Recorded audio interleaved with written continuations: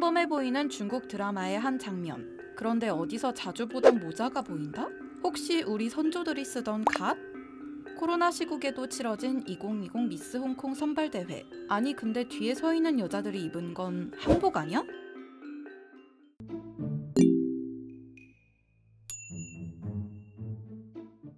최근 각종 온라인 커뮤니티에 중국이 한복을 훔쳐가려고 한다는 글과 사진들이 올라와 논란이 됐습니다.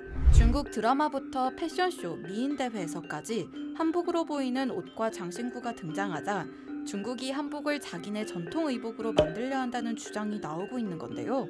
킹덤 같은 한국 사극이 세계적 인기를 끌고 블랙핑크, 방탄소년단 등 한류 스타가 한복을 입고 나와 주목받자 한복을 뺏고 싶어하는 것 아니냐는 의심의 눈초리가 거세지고 있습니다. 중국이 정말 한복을 뺏으려는 걸까요?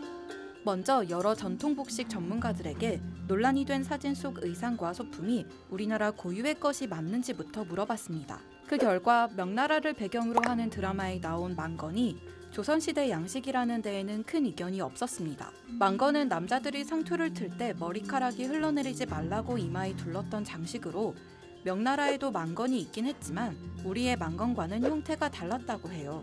조선시대 망건은 기다란 띠를 이마에 두르는 형태였던 반면 명나라 망건은 폭이 더 넓어서 마치 구멍 뚫린 모자와 같은 형태였죠.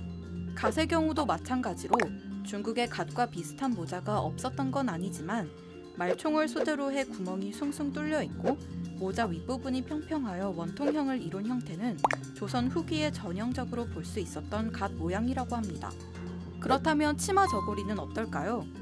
올해 미스 홍콩 대회와 드라마 소주 참안행에 등장한 치마 저고리도 조선시대 양식에 가깝다는 의견이었습니다. 치마를 먼저 입고 짧은 저고리를 치마 위로 오게 입는 건 18세기 조선에서 나타났던 방식이고 동정을 다는 것도 중국에선 잘 보이지 않던 스타일이라고 전문가들은 설명했죠. 이처럼 논란이 된 갓, 망건, 치마 저고리가 우리 전통 복식에 가깝다는 건 대다수 전문가들이 인정했습니다. 하지만 이걸 중국이 한복을 뺏으려는 의도가 담긴 걸로 봐야 하는지에 대해선 전문가마다 의견이 갈렸습니다.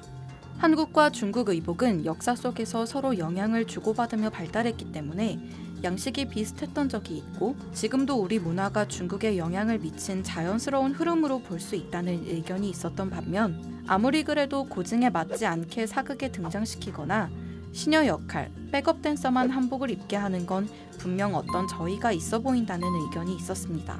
전문가들은 또 치파오 대신 한푸를 중국의 전통 의상으로 내세우려는 흐름도 한복과 비슷한 옷이 중국 콘텐츠에 자주 등장하는 이유일 수 있다고 했습니다.